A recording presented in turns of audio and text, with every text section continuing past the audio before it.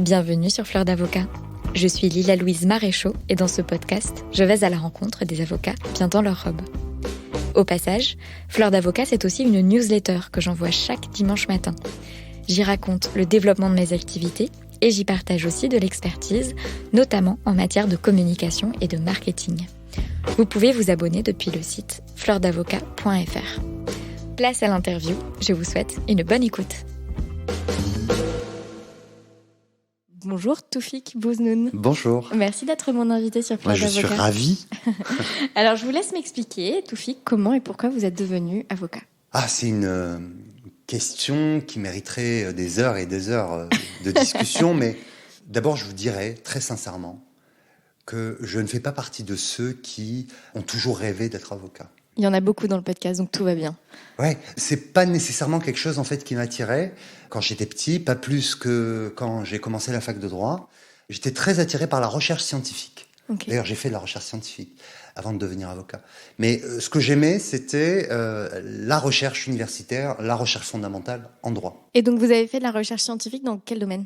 J'ai fait de la recherche scientifique dans le champ, alors essentiellement du droit international, droit international des droits de l'homme, droit européen et droit pénal international.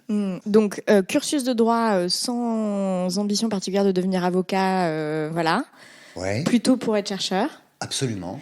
Et ensuite avocat. Et pourquoi la recherche ? En fait, j'aime beaucoup En fait, je pense qu'un juriste se définit d'abord par ses capacités de recherche et d'analyse. On dit souvent de l'avocat que c'est quelqu'un qui parle bien. Pour moi, un bon avocat, c'est quelqu'un qui est capable non seulement d'élaborer en fait des stratégies judiciaires et des stratégies juridiques, mais qui est aussi capable de questionner en fait l'environnement juridique dans lequel il évolue. Et ça passe aussi par ce que font en général les universitaires, c'est-à-dire tenter de combattre certains postulats qui apparaissent comme évidents, comme établis, pour aller chercher un peu plus loin. Voilà, creuser. J'aime bien creuser. Et donc, quand vous vous êtes engagé dans la recherche, donc dans un doctorat ? Oui, c'est ça. Ouais. C'est ça, c'était en 2000, dans les années début 2000. Ouais. Je suis pas si jeune que ça. C'était en 2001. Et en fait, je suis rentré dans ce monde-là, les deux pieds joints, parce que après mon DEA, à l'époque on appelait ça un DEA, c'est le Master 2 Recherche, en droit international et européen, j'ai tout de suite commencé non seulement à faire des recherches en droit international public, mais aussi à enseigner. Donc j'ai commencé à enseigner assez jeune en fait finalement, puisque j'avais 21 ans. Oui. Alors c'était tout nouveau pour moi, mais j'adorais ça parce que je trouvais que c'était le complément nécessaire en fait d'un travail de solitude dans la recherche. Ce complément, c'est précisément se confronter à des étudiants, à des personnes qui ont soif de connaissances et qui posent des questions et qui vous challengent un peu dans votre confort en fait intellectuel, qui est celui du prof qui arrive, qui a son cours préparé et qui se pose pas trop de questions. J'aimais bien aussi, même à ce niveau-là, me poser des questions sur ce que j'enseignais parce que les matières étaient non seulement évolutives, mais en plus discutable. Il y avait des matières vraiment où il y avait matière à parler, à discuter, à échanger. Et je trouvais ça hyper intéressant. Quel était votre sujet de thèse ?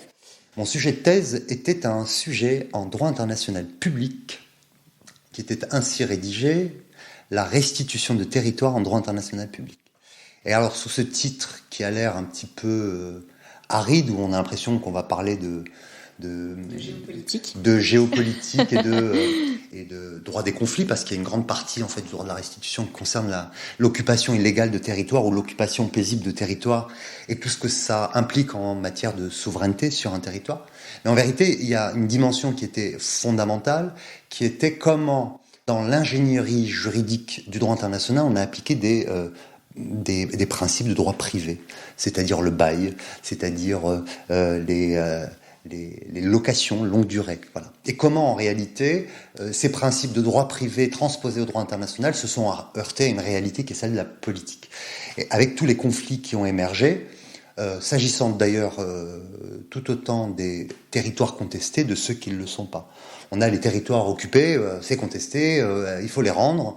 Donc une restitution de territoire d'un territoire occupé, c'est juste, en fait, le départ des forces. Mais il y a d'autres sujets plus intéressants, enfin, moi-même je trouvais plus intéressant, qui était en fait de savoir dans quelle mesure la promesse de conserver un territoire pouvait être retirée du jour au lendemain. Donc, si on prend des exemples concrets, j'imagine que ce qui se passe actuellement dans le Donbass, en Ukraine, c'est une occupation de territoire. Donc, ça pose cette question. Version conflit, la Palestine aussi, j'imagine. Oui. Et version non-conflit, version non conflictuelle, vous avez des exemples de Hong Kong et Macao, par exemple, qui sont des territoires qui ont fait l'objet en fait d'une forme de location en fait. Vous avez l'île Maurice. Maurice qui voilà, donc on a des exemples en vérité de décolonisation en fait inaboutie qui ont donné lieu en fait à des accords sur des portions de territoire pour qu'elles puissent être administrées mais sans tout à fait être souveraines, ou qu'elles puissent être considérées comme revenant à un autre État souverain mais en conservant des liens organiques avec l'État d'origine, c'est-à-dire l'État colonisateur. Mais vous avez des exemples comme Okinawa, par exemple. Les bases militaires américaines, c'est un sujet hyper intéressant en matière de restitution de territoire. Notamment les bases qui deviennent inoccupées et qui restent en fait des sortes de morceaux de souveraineté étrangère dans des territoires avec lesquels ils n'ont plus aucun lien. Oui. Voilà. Mais bon, je vous avoue que c'est un sujet qui m'a passionné. Malheureusement, j'ai été confronté à une réalité que connaissent beaucoup d'étudiants, c'est qu'à un moment donné, il fallait que je mange, que je vive. Et c'est vrai que la thèse, c'est un sacerdoce. Donc je ne suis pas allé au bout de cette thèse. Vous avez abandonné au bout de combien de temps ? Alors j'ai pas abandonné, vraiment. C'est pas, je l'ai pas vécu comme un abandon. Non, mais alors comment est-ce que vous l'avez vécu ? Je l'ai abandonné au bout de 4 ans. Ouais. Vous étiez loin encore ? Non, plus très loin. Ok. J'avais beaucoup avancé, beaucoup travaillé. J'avais, et il reste toujours un directeur de thèse formidable à l'époque, Rostan Mehdi, pour le nommer, qui est quelqu'un qui a beaucoup compté, je pense, aussi dans mon cursus universitaire. Il dirige maintenant l'Institut d'études politiques dans le sud de la France. En fait, j'ai fait un choix qui était un choix rationnel, qui était de me dire la recherche, c'est passionnant intellectuellement, ça te nourrit intellectuellement, mais c'est pas fait pour toi. C'est pas fait pour toi parce que je n'ai pas, et je n'avais pas à l'époque, le soutien social, économique, me permettant en fait d'aller au bout de cette thèse. Et l'ironie, c'est que à l'époque, quand on était premier de son DEA, on avait ce qu'on appelait une allocation de recherche. Et cette allocation de recherche vous permettait en fait de bénéficier d'un financement de la thèse, mais en échange, vous deviez donner des cours. Et il se trouve que j'étais arrivé deuxième de mon DEA. Ah. Et que donc j'avais pas eu cette allocation de recherche, mais que le directeur du centre de recherche et puis le professeur qui est devenu mon directeur de thèse voulaient en fait que je fasse une thèse. Donc on a trouvé les moyens en fait de me faire travailler. Je me suis occupé de la bibliothèque du centre de recherche. J'ai participé à des travaux du centre de recherche, notamment en droit de l'environnement. Et j'ai enseigné, ce qui me permettait dans une certaine mesure de financer la thèse. Mais c'était pas suffisant. Et je crois qu'à un moment donné, en fait, je me suis rendu à l'évidence que faire une thèse, la mener à son terme, rentrer dans ce processus-là, qui est le processus universitaire, qui consiste ensuite à se faire qualifier pour la maîtrise de conférence et éventuellement ensuite passer à l'agrégation, en fait, je n'en avais pas les moyens, tout simplement. Et c'est d'autant plus vrai qu'à côté de ma thèse, je travaillais. Et donc je finançais en fait ma vie, mon quotidien, mon loyer, puisque je suis parti de chez mes parents à 18 ans, en travaillant à côté. Donc c'est vrai que ça devenait un peu lourd pour moi. Et à un moment donné, je me suis dit, bon, il faut faire un choix. Il y a autre chose que la thèse, il y a autre chose que la recherche. Et c'est là où l'idée en fait de l'avocature a commencé à émerger. Et vous l'avez, donc vous dites que vous l'avez vécu comme un choix. Ça a été un choix dur quand même à faire ou... Non. Non. Pas du tout. Vous étiez peut-être essoré. J'ai même aussi. pas, pour tout vous dire, eu l'impression d'avoir perdu des années. Et il y a eu un déclic, un genre de matin où on se laisse, on se dit, mais en fait. Non, parce que ça, encore une fois, je suis un garçon qui mûrit les choses. J'aime bien prendre des décisions en ayant tous les éléments et je suis pas impulsif. Donc mes décisions, je les prends en connaissance de cause, en évaluant les perspectives d'échec, mais aussi les perspectives de réussite. Ouais. Et donc l'idée, c'était, je renonce effectivement à poursuivre, je ne perds pas le bénéfice des années que j'ai passées en faisant cette thèse, parce que j'ai beaucoup appris sur le monde universitaire, sur la recherche scientifique, sur appliqué au droit, sur l'enseignement. Mais je vais passer à autre chose.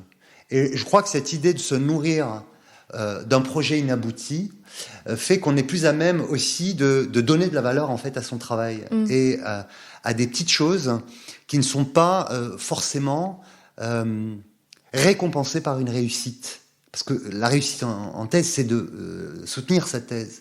Mais il y a tout un tas d'accomplissements qui ne donnent pas lieu à des récompenses et qui sont pourtant importants en fait dans notre développement personnel, dans notre cursus, y compris professionnel. Vous pensez à quoi, par exemple ? À tout ce que j'ai fait. Je crois qu'il n'y a rien que j'ai pu faire pour gagner ma vie qui ne me soit pas aujourd'hui utile dans mon métier d'avocat. J'ai vendu de 20h à minuit des produits pour une chaîne de vente par catalogue où j'ai appris à être commercial, à proposer aux personnes des choses dont ils n'avaient pas forcément besoin.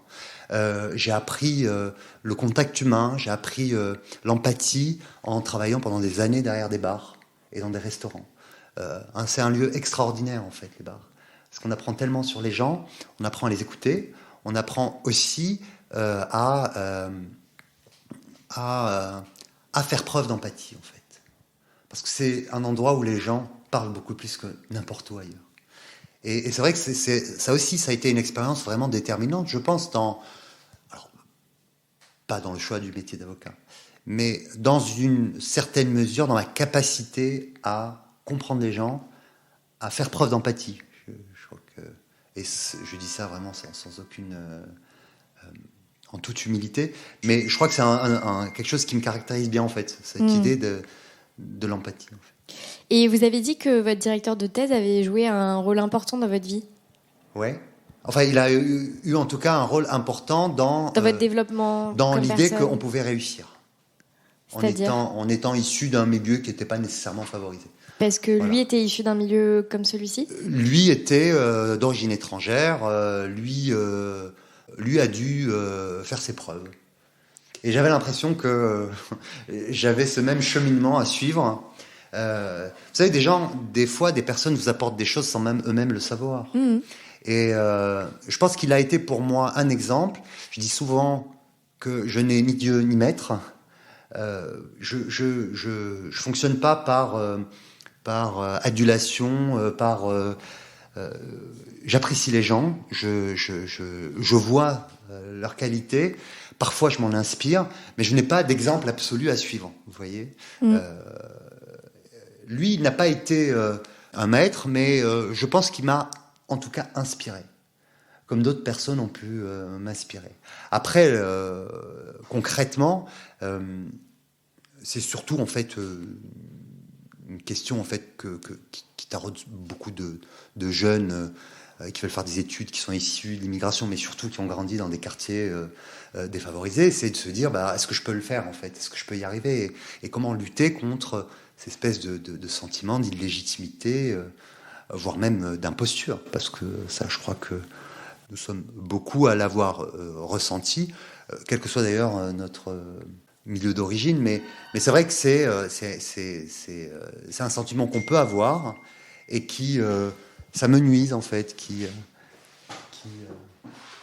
est moins fort avec le temps jusqu'à disparaître. Donc l'importance du fait d'avoir des exemples.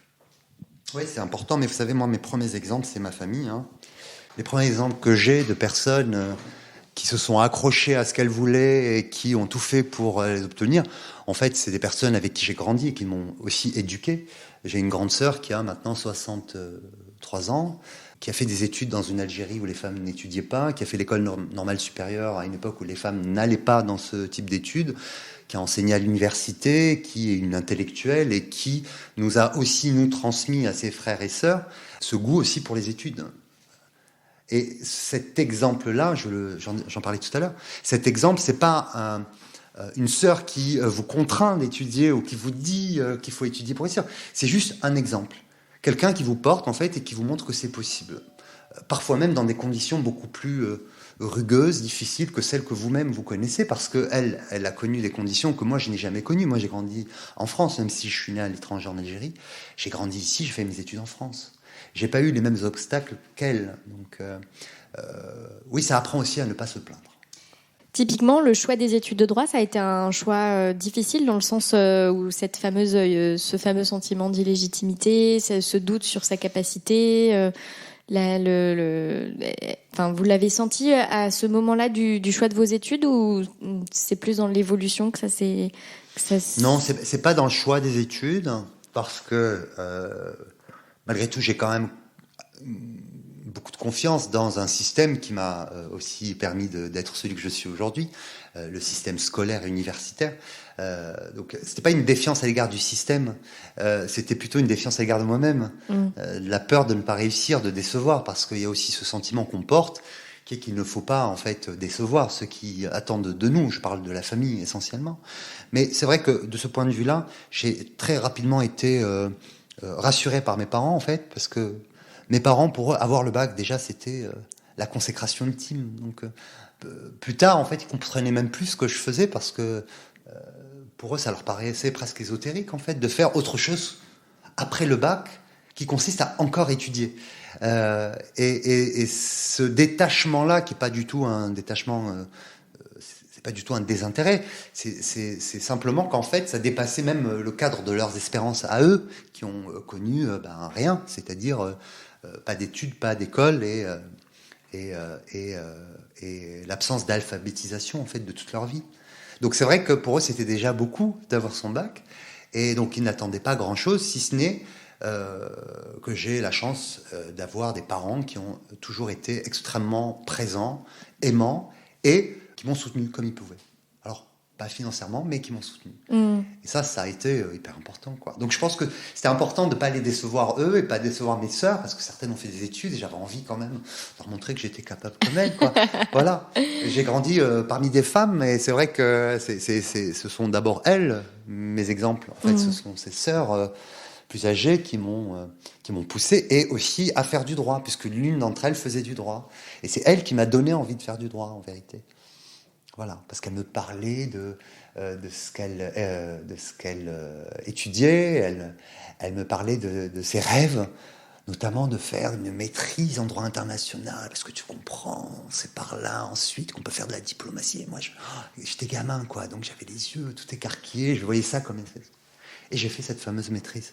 Et elle en a fait une autre ? Elle l'a pas faite. Elle l'a pas faite. Elle l'a pas faite. Elle a arrêté ses études. Elle était brillante, mais elle a arrêté ses études parce que elle a eu envie de s'occuper de ses enfants. Ouais. Ce que je peux comprendre. Ouais. Voilà, et c'est un choix. Bon, après, elle a fait autre chose. Elle est aujourd'hui une femme d'affaires accomplie, puisqu'elle a une boutique où elle vend de l'artisanat algérien à Marseille. Donc, voilà. Qui s'appelle comment cette boutique ? On a des auditeurs à Marseille, donc. Alors, cette boutique s'appelle Maison Estelle. Maison Estelle. Et c'est une boutique où il y a en partie, il y a un espace décoration où elle vend en fait des produits artisanaux algériens, notamment des tapis très très beaux, et une autre partie qui est un magasin de vêtements pour femmes. Ok. Voilà. Mais qui est assez connu à Marseille. Donc, si vous avez des auditeurs ou auditrices marseillais. Ouais, j'en ai. Donc, c'est pour ça que Et donc, on en était à l'abandon au choix d'arrêter, pardon, pour reprendre. Non, pourquoi je dis que c'est pas un abandon, parce que c'est important. Derrière la notion d'abandon, il y a cette souffrance-là. Moi, je n'ai absolument pas souffert. Je vais vous donner une anecdote.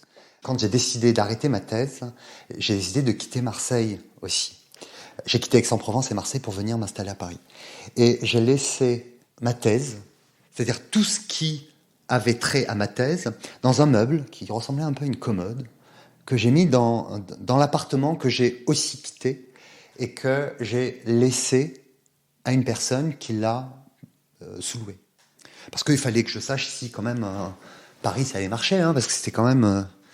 le départ pour la capitale, je savais pas ce qui m'attendait, j'avais pas de projet, je savais pas ce que j'allais faire, mais je savais qu'il fallait que j'y aille. Et j'avais laissé cette thèse dans une espèce d'étagère, vous savez, les étagères de la marque que je ne nommerai pas, où étaient accumulés tous les documents, en fait, de ma thèse. Donc 4 ans de thèse, 4 ans de donc thèse. Ça devait être assez volumineux. Eh bien, figurez-vous que sur ce meuble, il y avait une lampe, et que cette lampe a brûlé, et que donc le meuble a brûlé, et que la thèse a brûlé. Et je n'ai cette anecdote. absolument pas ressenti ni d'amertume, ni de déception. Et là, je me suis dit, c'est le Mektoub. Et ça a validé a posteriori, quelques mois après, ce que je pensais, c'est-à-dire qu'en vérité, c'était pas pour moi. Mais j'ai eu aucun regret, en fait, parce qu'encore une fois, je me suis nourri, en fait, de cette expérience en elle-même. Pas pour ce qu'elle Pas pour son objectif, mais pour ce qu'elle vous a apporté pas pour ce vers quoi elle me projetait, mais pour vraiment ce qu'elle m'a apporté dans ses étapes, dans sa construction, dans les moments de solitude en fait qu'on doit vivre nécessairement quand on fait une thèse, les incompréhensions des gens qui nous entourent, quoi. Et quand vous faites le choix d'arrêter, vous avez déjà commencé à nourrir l'idée de devenir avocat, ou il y a eu une phase un petit peu flottante comme ça où vous quittez le sud, le sud-est, vous venez à Paris, et il y a un côté un peu genre renouveau et on se cherche. Comment ça s'est passé à ce moment-là ? Alors, comment ça s'est passé ? Quand j'ai décidé finalement de venir à Paris, je me suis dit, bon, il faut que tu trouves un travail qui te rapporte suffisamment d'argent pour préparer en fait éventuellement la suite. La suite, c'était évidemment de passer le concours d'avocat. Et cette suite, je ne la concevais que dans le cadre d'étapes successives, un job, un salaire, un loyer, un appartement, des conditions sereines pour pouvoir préparer le CRFPA et ensuite intégrer une IEJ, avoir un emploi, un boulot qui me permette de financer en fait tout ce cursus jusque finalement la prestation de serment. Et alors, il y a un événement qui est assez déterminant en fait pour moi à ce moment-là, c'est que je découvre que on n'a pas le droit de devenir avocat si on n'a pas la nationalité française. Et vous n'aviez pas la nationalité française ? Et non. Parce que... Donc vous êtes né à l'étranger, vous êtes né en Algérie, vous l'avez absolument. Dit. Absolument. Donc j'ai fait mes études en France. Donc si vous voulez, j'ai des liens extrêmement étroits avec l'Algérie. J'y suis assez régulièrement, j'y vais la semaine prochaine. Et des liens extrêmement étroits aussi avec la France, où j'ai grandi et où j'ai fait mes études. Et lorsque j'ai commencé à me renseigner sur le CRFPA, je découvre à ce moment-là, ce qui est quand même fou, que je ne peux pas passer le CRFPA si je n'ai pas la nationalité française. Et c'est vrai que à l'âge de 18 ans, lorsque je pouvais demander ma nationalité, je ne l'ai pas fait. Je ne l'ai pas fait. Je pense qu'il faudrait 15 ans d'analyse pour comprendre pourquoi je ne l'ai pas fait, pourquoi je me suis privé de cela, sans me priver de ma nationalité d'origine, mais je ne l'ai pas fait. Je sais pas, c'est peut-être, je sais pas, de la phobie administrative ou tout simplement, pour le coup, la peur d'abandonner une part de moi en fait. Et mon père a vécu jusqu'à l'âge de 80 ans sans avoir une nationalité française sur le territoire français. Donc c'est vrai que peut-être qu'à ce moment-là, je me dis c'est pas pour me rassurer, je me disais c'est pas nécessaire. Et en même temps, je pense qu'il y avait une part symbolique en fait qui était importante. Et donc je n'avais pas demandé ma nationalité. Alors j'avais une difficulté qui était que je ne pouvais pas voter, mais pour le reste, j'avais aucune difficulté. J'avais un visa longue durée. Oui, j'avais un visa longue durée puisque mes parents étaient là depuis suffisamment longtemps. Mon père est arrivé en 62 en France. Ma mère est arrivée en 81. Et donc ils avaient des titres de séjour longue durée, donc ça a été plutôt facile en fait de rester sur le territoire. J'avais pas comme certains étudiants étrangers à faire chaque année des allers-retours, ou pour prouver chaque année de par la réussite de mon cursus universitaire que j'avais le droit de rester une année supplémentaire. Donc j'avais une carte de séjour longue durée et la question ne s'est pas posée. Elle ne s'est posée que lorsque j'ai voulu devenir avocat. Et là, j'ai pris conscience en fait que avant même d'envisager de passer un concours qui me permettrait d'accéder à une école qui me permettrait éventuellement de devenir avocat, ma nationalité pouvait poser problème. Et je crois que c'est la première fois que j'ai été confronté à une discrimination, en fait. Vraiment, je comprenais pas, en fait. Et c'est là où j'ai commencé à chercher, c'est quoi ces métiers fermés, qu'on appelle ainsi, qui ne sont pas des métiers de fonctionnaires, d'État, mais qui sont tout de même fermés aux étrangers. Voilà. Et je crois que c'est quelque chose qui a aussi eu une influence, je pense, dans la manière dont je suis devenu l'avocat que je suis aujourd'hui. Quelle influence, justement ? le besoin peut-être de lutter contre les obstacles inutiles que l'on dresse devant des personnes qui sont d'une autre nationalité ou qui sont d'autres origines ou qui sont d'autres cultures, y compris religieuses. Obstacles inutiles qui sont injustifiés, infondés. Voilà. Je crois que c'est un élément aussi... Alors, c'est pas ça qui m'a fait devenir avocat. Hein. Enfin, non, on a bien compris. Je vous sers pas du tout le discours du gars issu de l'immigration qui a grandi à Marseille et qui s'est dit je vais devenir avocat pour combattre les discriminations. Pas du tout. Pas du tout. Pas du tout parce que encore une fois, je vous le dis. Le projet était là avant et c'est en découvrant que c'est des éléments en fait qui nourrissent aussi en fait une réflexion ouais, ou un engagement. Je parlerais plutôt d'engagement. Je crois que ça m'a motivé pour me dire mais bon, il faut questionner en fait ces limites, ces obstacles que l'on met sur le chemin de personnes dans leur évolution professionnelle, personnelle. Et aujourd'hui, vous en pensez quoi de cette restriction ? Moi, là, je suis incapable là, comme ça, dans cette discussion, maintenant, sans y avoir réfléchi avant, je suis incapable de dire, je suis incapable de me positionner. Mais donc, vous qui y avez réfléchi. Alors, moi, aujourd'hui, vous pouvez devenir avocat en France quand vous êtes issu d'un pays européen. D'ailleurs, la première avocate au Conseil d'État à la Cour de cassation est une amie, Alice Meyer-Bourdeau, une brillante avocate qui, précisément, est la première avocate étrangère donc de l'espace Schengen à bénéficier finalement d'une équivalence. En vérité, ouais. C'est automatique.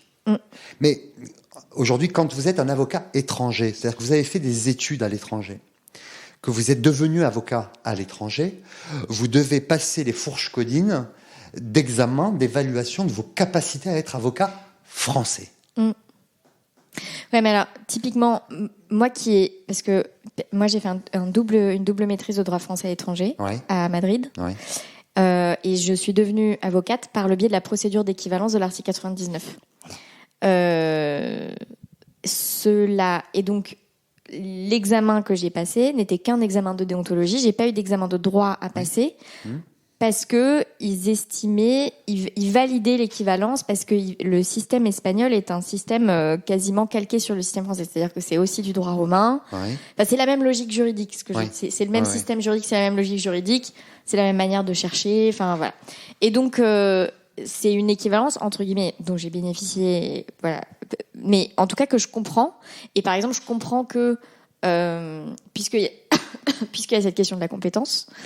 Je comprends que, par exemple, si on vient d'un diplôme de droit germanique ou de droit anglais, qui est un système juridique différent et donc une manière de penser le droit différente, je comprends que, entre guillemets, il y ait des fourches codines, comme vous dites, de tests de compétences. Mais moi, je les conteste pas. Justement, ce que je voulais vous dire, c'est que quand on a été avocat dans un autre pays, que l'on passe à travers, effectivement, des évaluations et des batteries de tests pour savoir si éventuellement, compte tenu de la culture juridique propre à ce pays, on doit adapter aussi ses connaissances et vérifier si vous êtes... Ça me pose aucun problème. Ouais. Ce qui me pose problème, du coup, c'est quand on a étudié et fait toutes ces études en France, qu'on est diplômé de la première année jusqu'à la dernière en France, et que malgré cela, notre nationalité est un obstacle, en fait, pour devenir avocat. C'est ça, moi, en fait, qui m'a dérangé. Comme il existe d'autres domaines où effectivement nous avons des emplois fermés,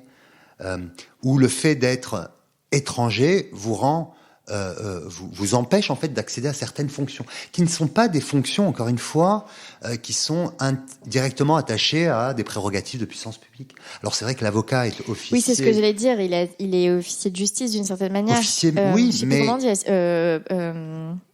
C'est pas un assistant de justice, c'est un... Je sais plus.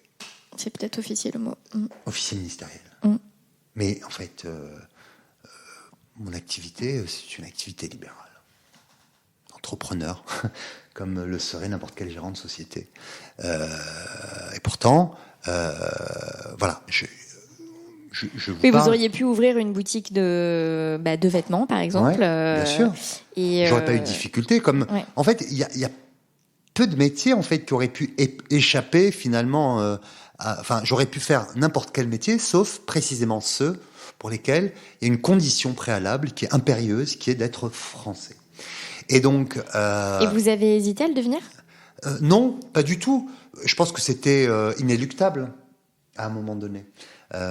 Inéluctable, mais j'ai mis du temps. Et ce temps, en fait, donc entre le moment où j'ai arrêté la thèse et le moment où je suis devenu avocat, il s'est passé pratiquement 5-6 ans. Ah ouais, c'est beaucoup de temps. Et moi, je suis devenu avocat tard, très tard. Je suis devenu avocat à 29 ans, 30 ans. Et donc, dans ces 5-6 ans, il y a les 2 ans d'école.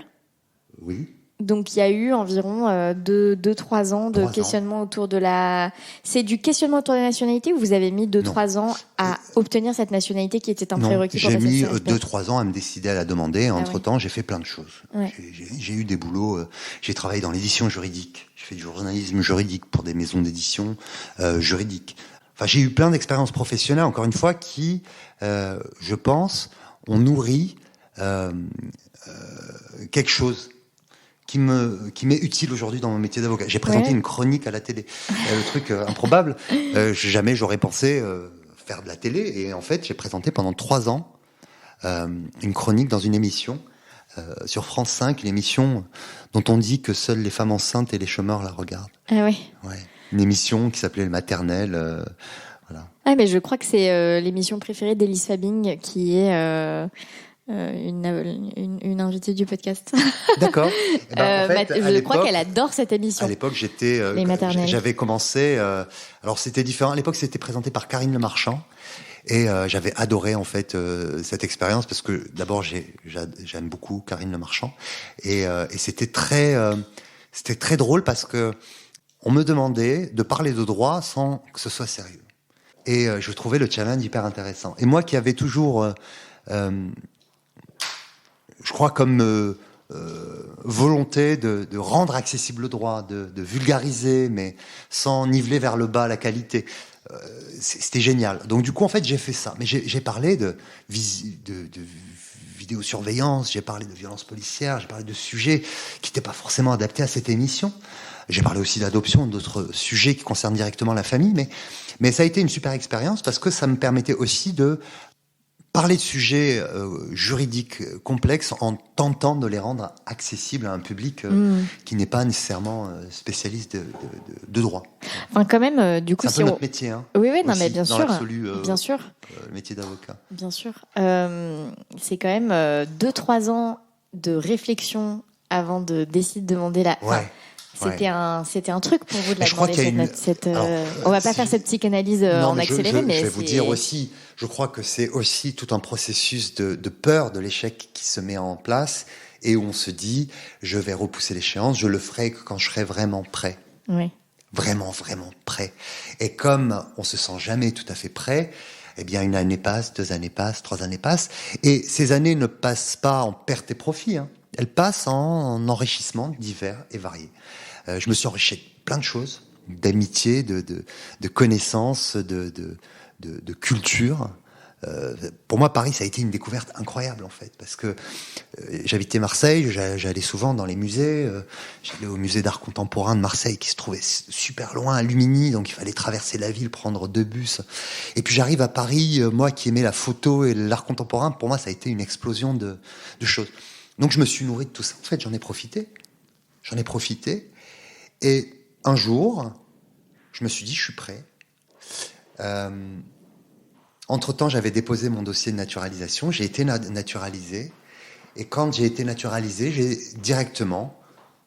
je suis allé, je m'en souviens comme si c'était aujourd'hui, à Paris 1, retirer un dossier pour l'IEJ. Donc on doit retirer l'année précédente, l'année où on veut faire l'IEJ, donc il y a des délais. Donc, je m'étais fixé...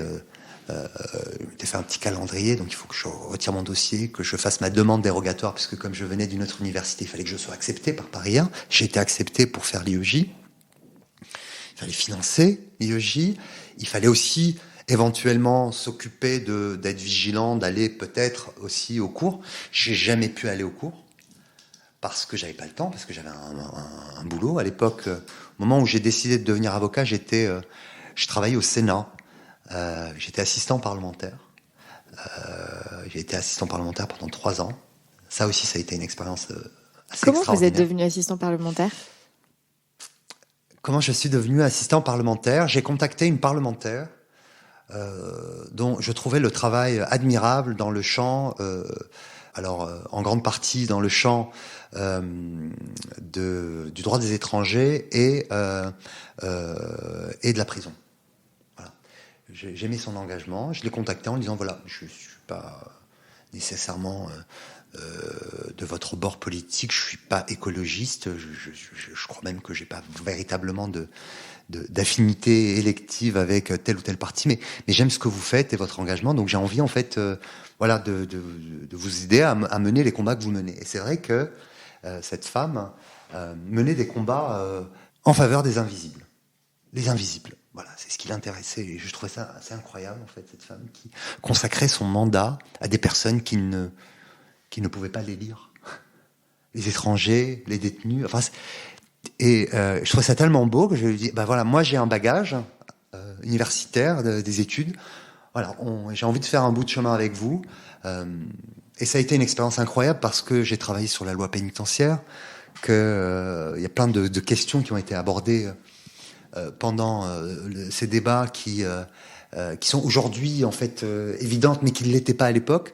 J'ai rencontré à cette époque-là l'OIP, avec qui j'ai travaillé, l'Observatoire international des prisons. C'est aussi là où j'ai été extrêmement sensibilisé en fait à la condition carcérale et aux questions pénitentiaires. C'est là où j'ai découvert les procédures internes aux prisons.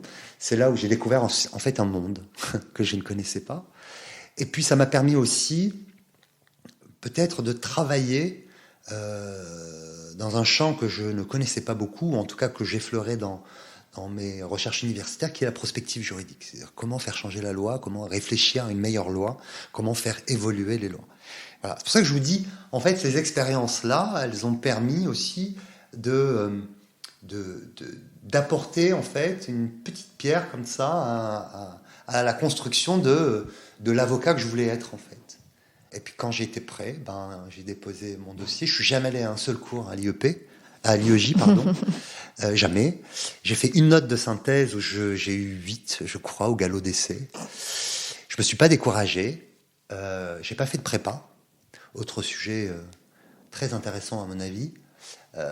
J'ai pas fait de prépa parce que d'abord je n'en avais pas les moyens et que ensuite je considérais comme une manière de fausser la concurrence en fait pour ceux qui avaient les moyens de se la payer. Ah c'est sûr. Hein. Et j'ai trouvé ça voilà, bon, libre à ceux qui ont les moyens de faire une prépa, mais d'entendre en fait des gamins aujourd'hui à qui je donne encore des cours parce que j'enseigne encore me dire que sans prépa ça sert à rien, je leur dis non en fait. Voilà. Et donc un jour j'ai décidé de travailler, donc j'ai commencé à bosser un 15 juillet. Je me suis enfermé pendant 1 mois et demi et j'ai révisé et j'ai eu le CRFPA. Et c'est comme ça que ça a commencé. C'est rigolo parce que vous avez, ça revient beaucoup, vous avez un sens du rétroplanning très strict. Mais je suis hyper strict en fait sur ces questions-là. Vous avez l'air hyper rigoureux, hyper carré. Mais je sais ce que alors ma collaboratrice me le reproche pas. Je pense qu'elle loue plus qu'elle le reproche. Mais en fait, je crois que notre métier nous impose d'être extrêmement rigoureux. Pas fric contrôle, mais rigoureux. C'est-à-dire que quand vous acceptez un dossier, vous avez des délais de prescription, vous avez des contraintes qui sont des contraintes de temps qu'il faut respecter. Vous avez la nécessité aussi de penser le temps que va vous prendre un dossier, quel temps vous allez y consacrer pour pouvoir être le plus juste possible avec votre client dans la manière dont vous évaluez non seulement le temps de travail, mais la valeur de votre travail. Donc ça vous oblige en fait à une forme de connaissance de soi et de ses capacités dans le temps et en termes de volume de travail. Je crois que notre métier, c'est ça aussi. La sincérité à nos clients, on la doit aussi en étant le plus rigoureux avec soi et en leur offrant en fait une prestation qui corresponde à ce que vous allez faire, sans en rajouter, sans en retrancher, mais être... et moi, ma manière aussi d'être rigoureux comme ça, c'est aussi ne rien laisser au hasard. Il y a une partie qu'on cède au hasard, très clairement, ça s'appelle l'audience. Et ça, j'adore laisser le hasard faire les choses. En tout cas, arriver à une audience en me disant que je ne maîtrise qu'une partie et que fatalement, l'autre partie que je ne maîtrise pas, il faudrait que je m'y fasse. Et ça aussi, ça induit aussi une relation au stress qui est différente. Quand on accepte en fait cette part d'imprévu, on stresse moins en fait, parce qu'on ressent pas ce besoin de tout maîtriser à 100%. On maîtrise ce qu'on a à maîtriser, ce qu'on peut maîtriser, c'est déjà pas mal. Et le reste, aléa jacta est. C'est ça aussi notre métier, c'est de savoir en fait ce qu'on peut maîtriser et de se dire qu'on le maîtrise effectivement. Et tout ce qu'on ne peut pas maîtriser, ne pas chercher à le maîtriser en fait, parce que ça nous échappe. C'est au-delà de notre portée. Et j'aime bien cette idée aussi qu'une audience, c'est un moment où, même préparé, même en ayant une parfaite connaissance du dossier, les choses vont se passer différemment de ce qu'on imagine. Et d'ailleurs, quand il y a maintenant pas mal d'années, j'ai commencé à faire des assises, je me suis rendu compte qu'en fait, cette théorie, elle se validait par les assises. Cours d'assises, les audiences de cours d'assises, c'est l'expression même de cette imprévisibilité. Tout est possible. Donc un cadre très rigoureux qui fait que le rétroplanning veut que le 15 juillet, j'aime que ce soit juste après le jour férié. En tout cas, le 15 juillet, on se met à travailler et là, par contre, c'est intense jusqu'au... Mais oui, mais parce que figurez-vous que, en fait, cette rigueur-là, elle était rendue nécessaire par le rythme de vie que j'avais, qui était qu'en fait, je travaillais en même temps que je faisais des études. Et il a fallu en fait que je fasse avec et que je m'impose en fait une rigueur, la même rigueur que je m'impose aujourd'hui, mais je m'impose des règles plutôt à mon bénéfice aujourd'hui. Par exemple, j'ai une règle impérieuse qui est de ne pas travailler chez moi et de ne pas travailler le week-end. Voilà, je ne travaille jamais chez moi. Je ne sais pas ce que c'est télétravail, je déteste télétravailler. Parce que pour moi, le travail, c'est dans mon bureau. Et donc, en fait, cette rigueur-là, ça pourrait être perçu comme une forme de psychorigidité.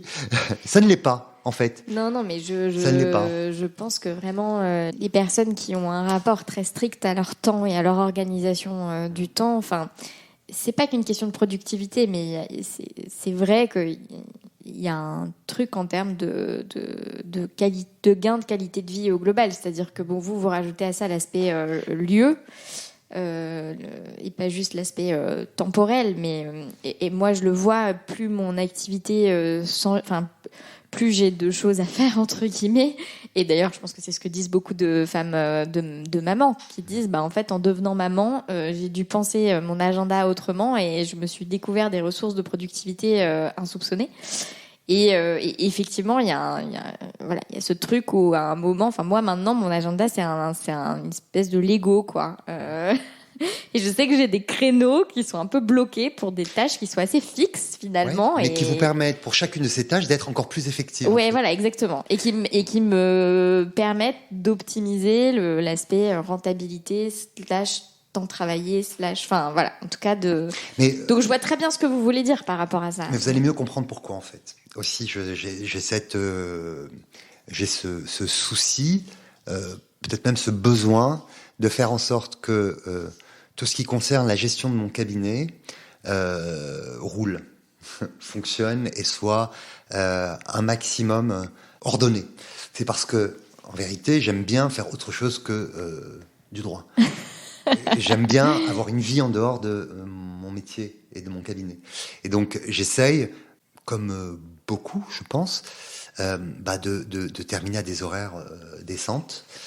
Alors au début, décent c'était 22h, maintenant décent c'est 19h. Voilà. Et j'aime bien en fait le soir avoir une vie à côté de ce métier, une vie pas nécessairement trépidante ou passionnante, mais j'aime bien aller au théâtre, j'aime bien pas trop au cinéma, mais j'aime bien aller voir des spectacles, j'aime bien aller voir des spectacles de danse notamment, j'aime bien aller dans des vernissages, j'aime bien sortir, et j'aime bien surtout bricoler en fait. Et il m'arrive de partir une semaine pour bricoler. Qu'est-ce que vous bricolez ? Des maisons. Donc vous avez une ou plusieurs maisons en rénovation ? Je retape des maisons. Vous retapez des maisons ? J'achète des maisons en ruine et je les refais de A à Z. Trop bien. Et donc, en fait, mon temps se partage entre cette passion-là, qui est du coup devenue une passion quasi professionnelle, parce que je fais tout, en fait, l'électricité, la plomberie, je fais des... Ouais. Et donc, j'aime beaucoup ça. Donc ça, c'est les week-ends, j'imagine ? C'est les week-ends et parfois des semaines. Voilà. Donc, j'ai une chance extraordinaire, c'est d'avoir une collaboratrice qui a le même souci aussi que moi, que les choses soient sur les rails et carrées. On arrive comme ça à s'organiser pour que je puisse parfois partir une semaine, voilà, disparaître, être quand même joignable, mais bon, ça peut être difficile de me joindre parfois parce qu'il y a des projets qui sont pas non plus dans des villes, donc on est parfois dans des villages reculés où il n'y a pas de wifi, il n'y a pas de téléphone. C'est fou, vous en avez fait combien ? Je vais pas vous dire, mais plusieurs. Ouais. Et c'est vraiment quelque chose qui me plaît. Non pas dans l'optique de thésaurisation, d'acheter pour avoir des biens immobiliers, mais vraiment pour le processus. Non, mais et vous comprenez mieux pourquoi je vous disais la thèse, c'est pas tant le résultat qui compte que, en vérité, le processus. C'est que j'aime cette idée de s'engager dans un projet, peu importe jusqu'où on va, mais d'avancer, d'apprendre au fur et à mesure où on avance. Et c'est comme ça que j'ai appris, en fait, en avançant petit à petit, en retapant une première maison ou un premier appartement et en visant un peu plus haut après, en ayant des attentes techniques plus poussées, plus évoluées. Non, mais vraiment, ma question n'était pas une investigation patrimoniale, c'était plus un questionnement de l'expérience dans une maison, deux maisons, enfin voilà, bref. Oui, non, mais en fait. On comprend, enfin j'ai presque envie de dire qu'on comprend d'autant plus que c'est pas juste, même si, déjà il n'y a pas de mal à ce que ce soit une activité d'investissement. J'ai aucun problème là-dessus. Ouais. Non, mais très clairement, c'est pour payer ma retraite. Je vous le dis. Non, mais c'est aussi pour ça. Et deux, c'est clairement pas que pour ça, parce que probablement que votre temps comme avocat est plus précieux et plus près, bien sûr. Voilà, d'un point de vue strictement financier. Absolument. Et donc, si vous faites tout de A à Z, y compris le gros œuvre, comme on dit, c'est clairement qu'il y a quelque chose dans l'accomplissement du process et dans cette activité manuelle en tant que telle, de façon intrinsèque pour elle-même, quoi. Enfin, genre, c'est ça qui est fascinant, c'est fou. C'est exactement ça. En fait, il y a un processus à l'œuvre qui est partir de rien, construire, bâtir. Alors, je monte pas des murs en tant que tel, puisque souvent les maisons existent. Parfois, en fait, il y a juste 4 murs. Ouais, mais typiquement, j'étais chez des amis donc dans le Béarn, dans le sud dans les terres du Pays Basque, il y a 2 semaines, 2-3 semaines, et ils ont acheté donc une grande maison en haut d'une colline. Avec une vue sublime sur la campagne, et cette maison, il y a tout à refaire. C'est-à-dire que les murs extérieurs sont bons, mais il faut refaire toute l'isolation, il faut vraiment tout refaire. Et donc j'en discute avec eux, et pour des raisons financières, mais vraiment pas que, ils vont faire une grosse partie du gros œuvre eux-mêmes. Et typiquement, on parlait de cette histoire d'isolation, mais c'est insoupçonnable. Enfin, je veux dire, c'est-à-dire que donc ils m'expliquent que là, tout l'été, ils vont le passer à détruire l'intérieur des murs de la maison. Ils vont le passer à détruire l'intérieur des murs de la maison. Et donc, une fois que l'intérieur sera détruit, qu'ils auront creusé le truc, enlevé l'isolation actuelle, il faudra mettre une première couche de je sais pas quoi, et ensuite une deuxième couche de je sais pas quoi, et ensuite ils vont mettre du chanvre qu'il faut commander, stocker. Donc là, ils étaient en train de calculer les mètres cubes de chanvre qui doivent... Bref, non mais en fait, c'est pas juste on refait enfin, c'est que chaque étape est un accomplissement de fou. Donc, moi, j'ai une admiration sans borne. Je viens à peine de terminer une maison en Picardie où, en fait, il y avait 4 murs. J'ai tout cassé à l'intérieur. J'ai les sols, refait les sols. Et évidemment, c'était une maison où il n'y avait pas d'isolation. Donc, il a fallu l'isoler entièrement.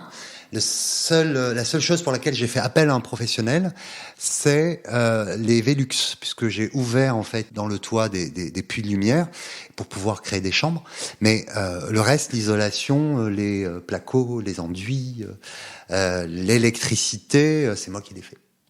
Et en fait, c'est plus le processus qui m'importe finalement que le résultat. Alors, je vous avoue que c'est plutôt agréable de profiter d'une maison pas loin de Paris les week-ends, surtout quand on n'aime pas travailler le week-end. C'est plus pratique pour se reposer. Mais en fait, j'ai mis 3 ans. C'est fou. J'ai mis 3 ans pour rénover cette maison. Et j'ai adoré en fait ces années où, bien sûr, j'y consacrais tous mes week-ends. J'y consacrais le peu de vacances que je prends. Et j'y consacrais des semaines où je faisais en sorte en fait de ne pas avoir de rendez-vous, où je profitais de l'absence d'audience pour partir. Et tous ceux qui travaillaient avec moi devaient composer avec ça, en fait. Parce que je leur disais, voilà, dans 2 semaines, je pars. Je pars 1 semaine, ça peut être 1 semaine, 2 semaines. Et c'est pour moi un autre travail qui commence, mais un travail qui demande absolument la même rigueur, en fait, que le travail, le métier d'avocat, qui demande la même organisation que le métier d'avocat. Clairement, les mêmes compétences de rétroplanning. Et les mêmes compétences de rétroplanning. Voilà. Et ça prend du temps. Mais j'aime ça. Donc un mélange entre la vie culturelle et cette activité manuelle de rénovation, enfin de bâtiment, quoi. Ouais, mais de bricolage. C'est pour ça que j'aime beaucoup cette activité-là. C'est parce que c'est essentiellement en fait une activité manuelle. J'adore en fait le travail manuel. Je crois que je suis un manuel contrarié en vérité. Un manuel contrarié qui a quand même eu des ambitions de doctorat, donc donc un manuel contrarié qui a besoin quand même de remuer pas mal de matière. Qui a besoin aussi il y a une part aussi d'exercice physique. J'aime bien ce dépassement-là physique. Et j'adore en fait cette activité. Après, les gens me prennent pour un fou en fait quand je leur parle de mes projets. Rénover une maison du XVIe siècle dans un patelin au fin fond de l'Occitanie, ça fait pas kiffer tout le monde. Moi, ça me fait kiffer en fait. L'idée que cette maison elle a été construite sur des remparts et qu'elle porte les traces encore de l'ancien pensionnat de nonnes qu'il y avait à l'intérieur et qu'on a monté des étages en pensant en fait les espaces comme un lieu de réception, et puis ensuite on s'est dit tiens, on va en faire une espèce de maison de maître, et tout cela en fait qui a totalement dépéri avec le temps, puisqu'on parle d'une maison qui a été construite au XVIIe siècle et qui en fait a gardé quelques petits éléments en fait de cette histoire là, mais qui est une maison complètement détruite à l'intérieur. J'adore l'idée en fait de lui redonner vie.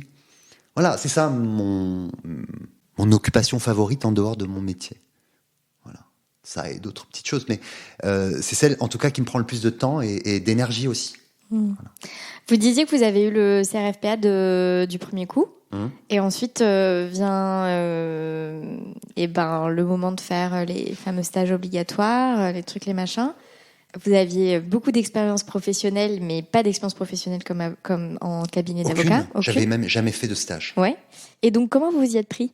Déjà, est-ce que ça a été dur de trouver des stages ? Alors, non, moi j'ai pas eu de difficulté à trouver un stage parce que j'ai fait un stage dans un cabinet auprès d'une personne dont je ne parlerai pas parce que l'expérience n'était pas forcément positive et enthousiasmante. Je dirais simplement que cette personne m'a au moins donné l'opportunité de valider mon stage obligatoire. Ouais. Voilà, c'est déjà pas mal. Mais je n'avais avant ça jamais fait de stage, si ce n'est le stage obligatoire qu'on fait en 3e, vous vous souvenez ? Voilà, que j'ai fait dans une société d'emballage. Toujours dans le manuel. Oui, mais vous aviez... Enfin, je veux dire...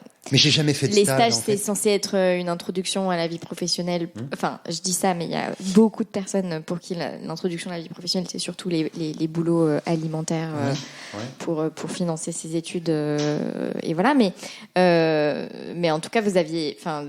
Là, j'avais pas besoin de stage, en fait. Vous n'aviez pas besoin de stage, vous aviez besoin de valider cette EV, mais ça se fait sous forme de stage. Mais j'aurais aimé, cela dit, faire comme font beaucoup de jeunes le régime avocats. Salarié. Non, j'étais moi en régime salarié, donc j'ai passé le CAPA en étant en régime salarié, en allant en cours tous les soirs. Mes 24 mois d'école, c'était 24 mois encore plus intenses que les années précédentes, puisque la journée je travaillais, j'avais un boulot, et le soir j'allais suivre les cours. Et le régime salarié, merci d'ailleurs aux EFP de proposer ce régime-là, parce que moi, je n'avais pas les moyens, en fait, de, pendant 24 mois, ne faire que l'école. Et faire des stages qui n'étaient pas vraiment rémunérés ou chercher à découvrir le métier en faisant des stages non rémunérés. J'avais besoin, en fait, de vivre, tout simplement.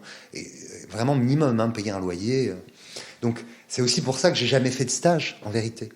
J'ai jamais fait de stage parce que je n'en avais pas les moyens. Et donc, il y a eu ce, entre guillemets, stage qui a permis de valider l'école avec cette personne dont vous nommerez pas. Droit pénal ? Non, c'était un cabinet généraliste qui faisait un peu du droit de la famille. Que vous aviez rencontré, par des connaissances, par un réseau, notamment un réseau militant, parce que j'étais déjà assez impliqué dans plusieurs associations à ce moment-là, puisque je travaillais, mais il fallait aussi, ne faisant pas d'études et n'ayant pas encore entrepris de devenir avocat, je m'étais plus ou moins engagé dans pas mal auprès de pas mal d'associations, notamment des associations qui viennent en aide aux étrangers sur le terrain de l'accès au droit. On peut les nommer, ces associations ? Vous préférez pas ? Non, mais il y a eu plein de petites expériences, parce que je commence à en citer une, je vais devoir toutes les citer. Oui. Et vous voulez pas faire de discrimination ? Non, entre ces associations. Et donc voilà. Et en fait, cette expérience professionnelle, premier stage obligatoire, m'a permis de valider en fait cette obligation. Et j'ai eu beaucoup de chance en fait après. C'est-à-dire ? Je crois que en fait, à l'école, à l'EFB, on était un groupe d'amis avec qui j'ai gardé contact d'ailleurs aujourd'hui encore. Et une de mes amies me dit oui, je connais quelqu'un qui cherche un collaborateur, en droit pénal. Et moi, je voulais faire du droit pénal. D'ailleurs, la raison pour laquelle finalement mon stage que j'avais validé était plutôt décevant, c'est que en fait, je n'avais pas fait de droit pénal et que en fait, j'avais pendant mes études et même après, pendant les périodes où je travaillais, pas mal abordé des problématiques de droit pénal international, droit pénal du sport, et j'avais envie de faire du droit pénal. Et je crois qu'à ce moment-là, je m'étais dit, j'aimerais vraiment faire que ça, en vérité. Ça m'intéresse pas, en fait, le droit de la famille. En tout cas, pas dans les conditions dans lesquelles j'en ai fait. Et donc, quand, en parlant, je disais, moi, je veux faire du droit pénal, mais j'ai jamais fait de stage en droit pénal. Et en plus, je n'ai pas de spécialisation en droit pénal. La seule spécialisation que j'avais, si tant est qu'on puisse parler de spécialisation, c'est que j'avais fait du droit pénal international et que j'avais fait également du droit international des droits de l'homme, dans lequel j'avais abordé pas mal de problématiques liées au droit pénal, le droit à procès équitable, le droit pénal des médias, enfin voilà. Toutes les matières que je pratique aujourd'hui. Là, je parle d'il y a 10 ans. Ouais, j'ai bien compris. Et du coup, je les pratique aujourd'hui. Mais déjà, en fait, je savais, je pense, plus ou moins ce que j'avais envie de faire. C'était vos centres d'intérêt, donc manifestement, ils ont été constants. Non, mais je vais vous raconter une anecdote du reste. Je reçois un SMS une fois d'une copine, pour la nommer Sabrina, qui est une brillante avocate au barreau de Paris. Donc Sabrina comment ? Goldman.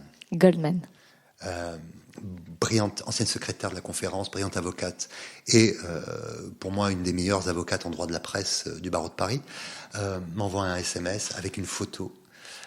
Je ne sais pas si j'ai le droit d'en parler parce que c'est plutôt intime, mais elle m'envoie une photo d'un mémoire qu'on avait rédigé ensemble il y a 20 ans sur la lutte contre l'antisémitisme en droit de la presse. Vous voyez ?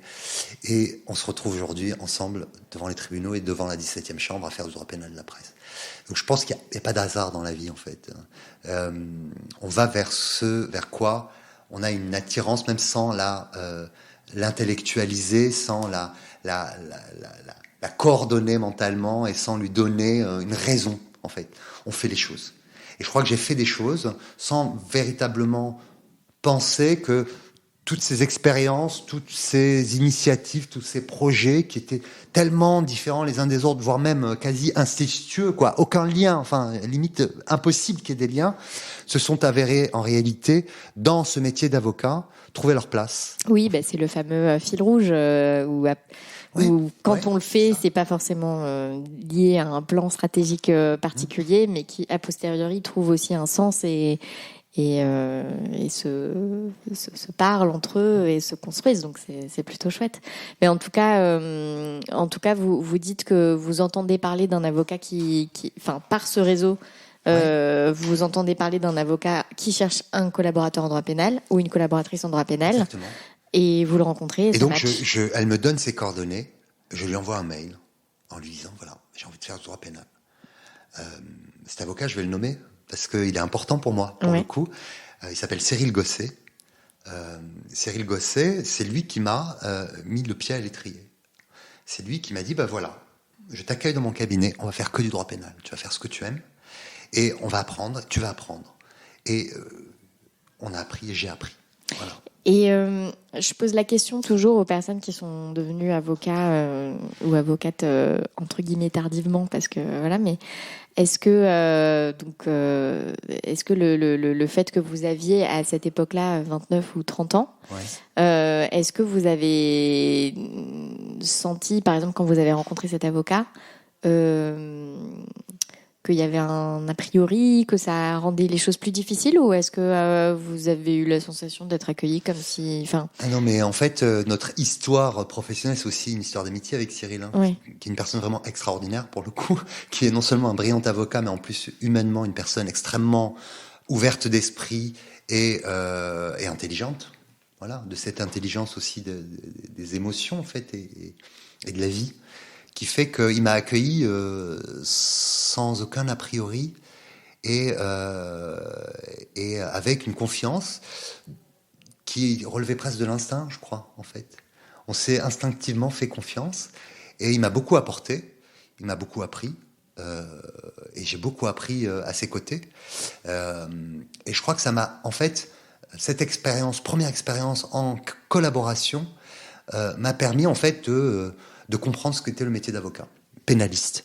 Parce que Cyril, à l'époque et aujourd'hui encore, puisque aujourd'hui Cyril est associé d'Emmanuel Marcini, il avait déjà de très beaux dossiers, donc j'étais tout de suite immergé dans la matière pénale, dans toutes ces subtilités du droit pénal des affaires au droit pénal de la presse. Et j'ai appris en fait comme ça, en me plongeant littéralement en fait dans la matière, sans étapes préalables. Tout de suite en fait, il m'a intégré. Et puis j'ai commencé à bosser tout de suite. Et on s'est très bien entendu, on s'entend très très bien encore aujourd'hui. Mais je lui suis redevable effectivement de m'avoir permis en fait de devenir avocat. Enfin c'est con, hein, mais il m'a fait confiance, voilà. Et je l'en suis extrêmement redevable parce que c'est grâce à lui et je pense le respect qu'il avait pour ma manière de travailler, peut-être ma différence en fait d'approche du droit. En fait, c'est lui qui m'a aussi donné confiance en moi. En fait, qui m'a dit tu peux devenir avocat, tu es avocat. Voilà, sois-le pour de vrai. Et quand on s'est quitté, c'est-à-dire quand j'ai décidé de m'installer à mon compte. Voilà. C'était au bout de combien de temps, ça ? Ça a été au bout de 2 ans et demi. 2 ans et demi, 3 ans. Vous aviez déjà de la clientèle propre ? Alors, justement, en fait, je pense que je me suis installé parce que je n'arrivais plus à gérer. Ouais. Et c'est vrai que la première règle, c'était de ne faire que du droit pénal. Donc, je n'ai toujours fait que du droit pénal. Tous les dossiers que j'acceptais en tant que collaborateur, ce n'étaient que des dossiers de droit pénal. Quelques rares exceptions près, mais c'était vraiment essentiellement du droit pénal. Et c'est vrai qu'à un moment donné, les dossiers perso commençaient à monter en puissance. Et ils venaient d'où ces dossiers perso ? Ils venaient, je pense, je sais pas. Enfin, on sait jamais vraiment d'où viennent nos dossiers. En grande partie, je crois, par mon implication sur des problématiques juridiques ou sociétales qui ont fait qu'à un moment donné, j'étais sollicité par des personnes parce que je m'intéressais à des problématiques très spécifiques en fait. Donc implication qui se traduisait par des publications, par votre investissement associatif. Alors, vous parlez de publication, investissement associatif et politique, militant. Politique au sens, pas parti politique, mais au sens investissement pour l'égalité, des droits. Alors, investissement sur le terrain des associations qui en aide aux étrangers, investissement dans les associations LGBT aussi, qui fournissaient un travail aussi assez important pour l'égalité des droits, investissement aussi en parti politique, parce que j'ai quand même si pendant des années j'ai été qu'un simple assistant parlementaire, je me suis quand même fait happer par les Verts, Europe Écologie des Verts, dont j'ai présidé la commission justice pendant des années. Donc il y a eu un cheminement aussi interne politique qui fait que effectivement j'avais aussi cet enracinement en fait dans le terrain. Et c'est vrai que ça peut générer aussi une clientèle, enfin malgré tout. Ça commence par des petits dossiers. Et en fait, je crois que le premier dossier que j'ai eu, qui était un dossier très intéressant, pour le coup, tous les dossiers sont intéressants, mais celui-là, il était particulièrement. J'avais été contacté par un homme qui s'appelle Alain. Alain m'avait contacté parce que on lui avait dit que je m'intéressais beaucoup à la question du corps dans l'espace public. C'est vrai que c'est une question qui m'intéresse. La représentation du corps dans l'espace public et la pénalisation en fait de l'expression corporelle dans l'espace public, ce qui renvoie aux pratiques performatives de certains artistes, comme vous voyez ce tableau qui est derrière vous, qui est une performeuse française. Je m'intéresse beaucoup à ces champs-là, à la question en fait de l'encadrement en fait juridique en fait de l'expression corporelle, voilà, dans l'espace public. Dans l'espace public ou en général ? En général, mais en particulier dans l'espace public. Et j'avais à cette époque-là une réflexion sur la question de la nudité. Alors, je suis pas nudiste, je suis pas particulièrement pratiquant, mais je ne comprenais pas pourquoi la nudité devait être pénalisée en soi. Pourquoi c'était un sujet sur lequel il y avait une crispation aussi importante de la part des gens. Donc je me suis intéressé à la question en fait du sein, de la femme, de toutes ces problématiques-là qui, pour moi, soulevaient des questions en fait morales, pas seulement juridiques, mais aussi morales, et qui traduisaient une forme de pudibonderie en fait que je n'arrivais pas en fait à expliquer. Pudibonderie des uns, pudibonderie judiciaire aussi des tribunaux, parce que condamner un homme parce qu'il se promène tout nu dans une forêt, après tout, est-ce que la forêt n'est pas le lieu idoine pour être nu précisément? Et alors mes amis se moquaient de moi. Vachement plus que la plage, parce que la plage quand même, c'est des coups de soleil abominables, quoi. Ouais, mais là, non, mais figurez-vous que du coup, je me suis retrouvé à intervenir pour une association, l'APNEL, l'Association nationale pour la promotion du naturisme en liberté, pour parler en fait de la question en fait de la pénalisation de la nudité. Et à travers cette association, je me suis retrouvé un jour à défendre Alain, donc, qui avait été arrêté pour exhibition sexuelle parce qu'il se promenait nu dans la forêt. Et quand j'en parle aujourd'hui, des années après, c'est vrai qu'on a ce réflexe de rire. Mais à l'époque, je me dis, mais quand même, il n'a pas fait de mal. Il était juste nu dans une forêt parce qu'il aime se promener nu. Est-ce que c'est nécessairement une perversité ? Est-ce que c'est nécessairement dans le but d'offenser des personnes, d'offenser leur pudeur, de choquer, de provoquer ? Et si, en fait, l'état de nudité n'était pas nécessairement en soi pénalement répréhensible ? Et à l'époque, j'avais, dans ce procès qui était un petit procès, je crois que c'était à Pau, à Pau, devant le tribunal correctionnel de Pau, j'avais déposé une QPC. Et il y a un journaliste du Monde qui s'est intéressé à cette histoire. Parce qu'il disait, ben oui, effectivement. Et j'avais expliqué que, et c'était à l'époque où la QPC était entrée en vigueur.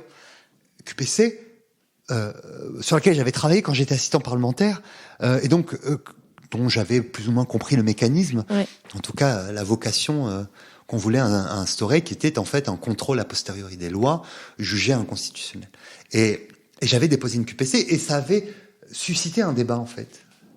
Et je me suis dit qu'effectivement, ça fait débat. Ces questions font débat, elles continueront à faire débat.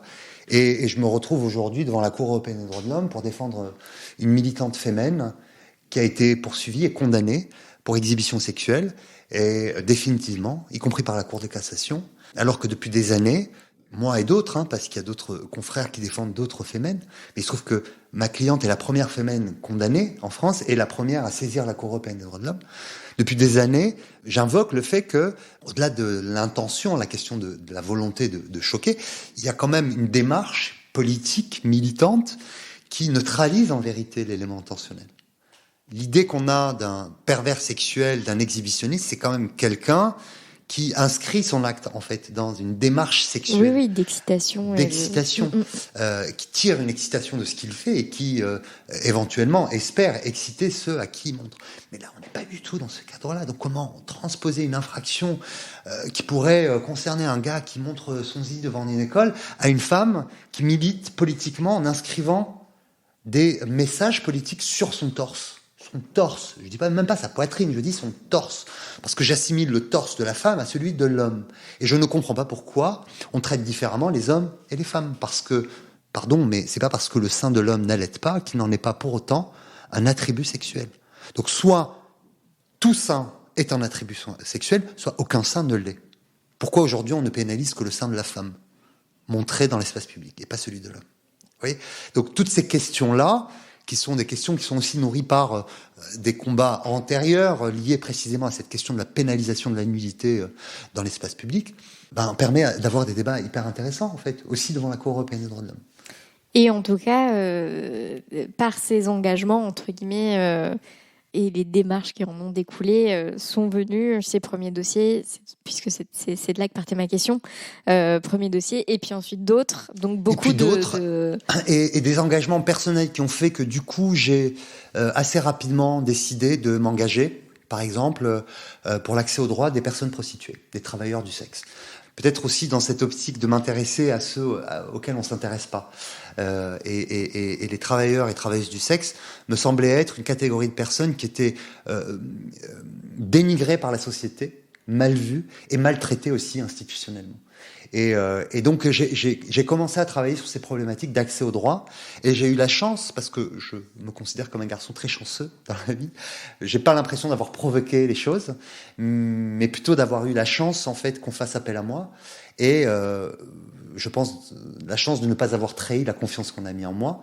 Et ça fait 10 ans que j'assiste des travailleurs et des travailleuses sexuelles dans des programmes d'accès aux droits.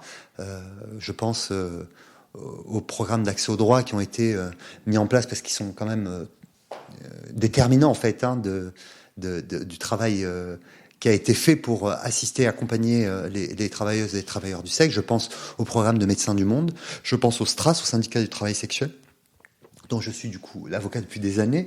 Il y a tout un travail en fait d'accès aux droits des travailleurs et des travailleuses du sexe, et aussi avec cette problématique liée en fait à la perception de la prostitution dans l'espace public, et le combat à titre associatif comme en tant qu'avocat que j'ai pu mener contre la pénalisation de l'achat d'actes sexuels, contre la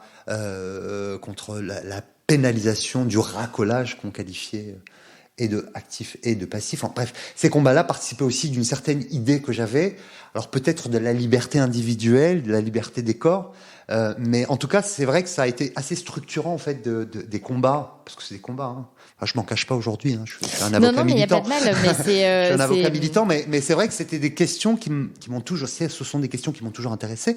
Et aujourd'hui, j'assiste des travailleurs, des travailleuses sexuelles dans des dossiers criminels parce que ce sont des personnes qui sont des personnes vulnérables, qui sont les premières personnes que l'on braque, qu'on assassine, qu'on torture, qu'on tue, parce que c'est un public vulnérable, parce que c'est un public où on subit de plein fouet en fait des stigmatisations croisées. Je pense aux travailleuses du sexe chinoises à Paris, une association qui fait un travail incroyable qui s'appelle les Roses d'Acier, qui a été constituée par des travailleuses du sexe chinoises, et dont l'objectif était dans une logique d'empowerment, de ne plus subir en fait. Et pendant des années, moi, je me retrouvais à défendre et assister des travailleurs et des travailleuses sexuelles chinois qui subissaient des humiliations incroyables, des raids dans leurs appartements pour les intimider. On leur prenait tout ce qu'elles avaient dans leur chambre, et puis on leur rendait rien. Et donc, j'ai dû déposer des dizaines et dizaines de requêtes en restitution à des procureurs qui confisquaient de l'argent qui est le produit d'une activité professionnelle, pour lesquelles elles payent par ailleurs des impôts, qu'on n'a jamais voulu leur rendre. Ça, c'est de l'injustice, concrètement. Et ces injustices-là, elles avaient vocation à quoi ? Simplement à contraindre ces personnes à cesser de se prostituer à Paris, dans une logique aussi presque concertée avec certaines mairies de secteur. On veut plus voir de prostitution à Paris. Donc en fait, on agit de concert pour faire en sorte de les apeurer, de leur faire peur. Elles n'ont pas de papier, elles sont vulnérables, elles vont comprendre qu'il ne faut pas embêter la police. Voilà. Et ça, c'est aussi des axes sur lesquels je me suis battu et que je continue de me battre. J'ai porté d'ailleurs la voix des Roses d'Acier devant le Conseil constitutionnel, précisément dans le cadre d'une QPC sur la pénalisation de l'achat d'actes sexuels. Donc c'est des problématiques qui m'intéressent, non pas parce que je m'intéresse aux personnes vulnérables et invisibles.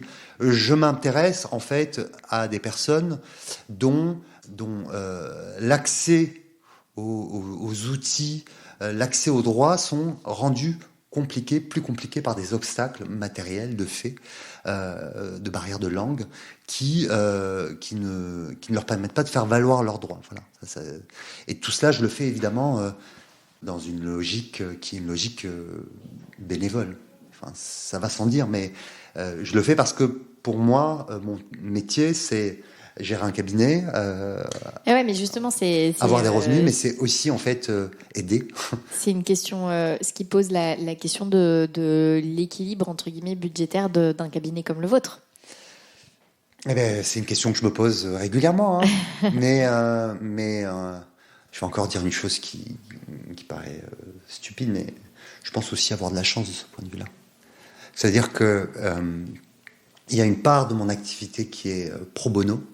Je tiens absolument en fait à cette part pro bono parce que ça représente à peu près quelle part de votre activité si on se base du coup sur le temps, puisqu'on peut pas se baser sur le chiffre d'affaires pour j'ai jamais vraiment calculé pour tout vous dire, mais à la louche. À la louche, je dirais 25%. Ouais, donc c'est important quand même. Oui, c'est important parce que je suis avocat d'associations. Et ces associations, je ne les facture pas parce que je ne souhaite pas les facturer. Je suis l'avocat d'Act Up. Bon, je vous parle des associations dont c'est connu, c'est public en fait. Mais donc j'interviens pour des associations, notamment en droit de la presse par exemple. Et c'est un travail que je fais à titre militant. Parce que j'ai besoin aussi d'avoir cette partie militante dans mon travail. Ouais, ça fait partie de votre équilibre. Et si on revient sur du coup, sur la gestion, ça fait environ 75% donc, du reste de votre temps que vous dédiez au cabinet. Oui. Sur 50% parce qu'il y a 25% que je consacre à mes projets en dehors du... Eh bien, les 50% du temps que je consacre à mon cabinet, je le consacre à... donc du pénal. Exclusivement du pénal. Ouais. Enfin, moi, je ne fais que ça. Et dans ces 75% d'activité du cabinet, vous avez une bonne moitié, c'est du droit de la presse, pur et dur. Et l'autre moitié, c'est du droit pénal, pur et dur aussi. Et donc là, quand c'est du droit de la presse, c'est des acteurs qui sont des médias, c'est des personnes qui sont impliquées dans des médias et qui veulent des corrections, tout ce qui va avoir lieu, droit de la presse, c'est... Alors, là où l'équilibre financier d'un cabinet elle devient importante, c'est lorsque vous arrivez à accéder à, je dirais, des dossiers qui sont rémunérateurs. D'accord. Donc, pour pouvoir avoir des dossiers rémunérateurs, il faut avoir une expertise qui soit rémunératrice. Donc, j'ai mis du temps. Hein. J'ai pas tout de suite eu plein de dossiers en droit de la presse, mais c'est venu petit à petit. Et j'ai la chance aujourd'hui d'avoir des clients institutionnels, même des administrations, et puis des personnalités publiques en fait qui ont besoin soit de se défendre, soit d'être défendues parce qu'elles sont attaquées en diffamation pour des injures ou parce que elles souhaitent engager des poursuites. Donc c'est vrai que par rapport à quand j'ai commencé, par exemple, j'ai moins de dossiers. J'en ai pas mal, hein, mais j'ai moins de dossiers. C'est-à-dire que j'ai moins de dossiers, mais des plus gros dossiers, plus complexes. Oui. Pareil pour le droit pénal. Je fais beaucoup d'assises et ce sont des dossiers que je suis de manière assez rigoureuse parce que ça demande aussi une organisation de fixer des assises. Je dois calculer que la session des assises de Basse-Terre qui commence début septembre, où je dois me rendre, je dois composer avec des assises qui commencent à Créteil. Donc c'est aussi une organisation, notre métier, qui doit être absolument pointueuse. Cette organisation-là, elle est nécessaire et elle permet aussi, je dirais, de choisir ses dossiers. Enfin, c'est quelque chose qu'on dit qui paraît invraisemblable. Ah, moi, je vous crois. Moi, je choisis mes dossiers, en fait. Ouais. Mes clients me choisissent, mais l'avocat, quand il est choisi par quelqu'un, il a droit au chapitre. Donc, il a le droit de dire, non, en fait, je suis désolé, j'ai pas le temps, ou ça ne m'intéresse pas, ou c'est pas un sujet qui m'intéresse. Voilà. Donc, ça vous arrive souvent ? Ça m'arrive, ouais. Pas souvent, pas tous les jours, mais ça m'arrive. Ouais. Oui, parce que en fait, il y a des dossiers qui il y a du temps que je préfère consacrer à des dossiers qui ne sont pas rémunérateurs, mais qui m'apportent quelque chose, en fait. Qui me donnent ce sentiment, en fait, d'être utile. Mon métier me donne ce sentiment, mais quand vous obtenez l'annulation d'une délibération qui interdisait aux étrangers de bénéficier de la gratuité des transports en Île-de-France. C'est gratifiant, en fait. Ça vous donne le sentiment que vous avez aidé ces étrangers à accéder à un droit légitime.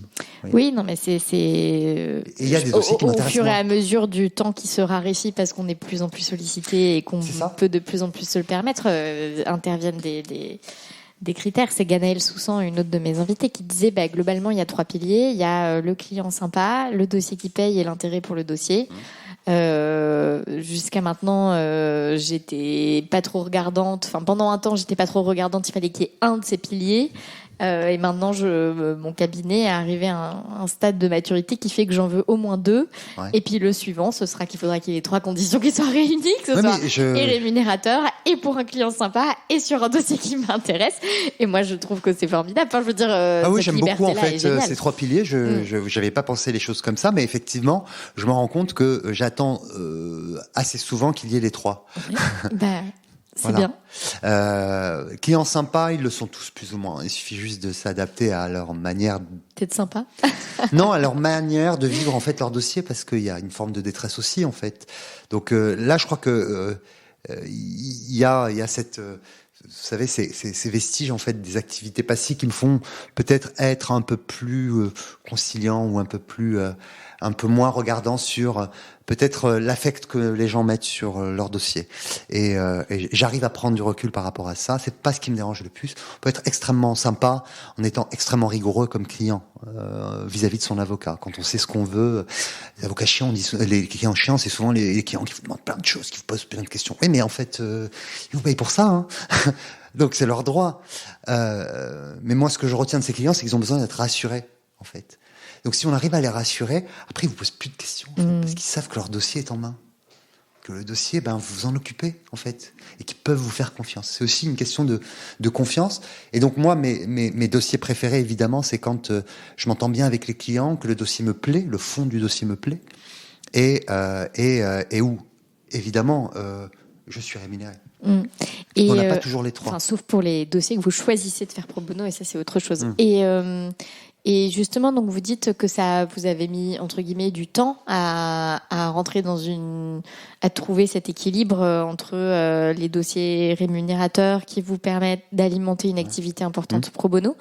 Ce temps, j'imagine que quand vous vous êtes installé, vous aviez déjà des dossiers rémunérateurs. Oui. Donc ça veut dire que 2 ans et demi, 3 ans, vous aviez déjà une activité qui n'était pas une simple activité pro bono et engagée.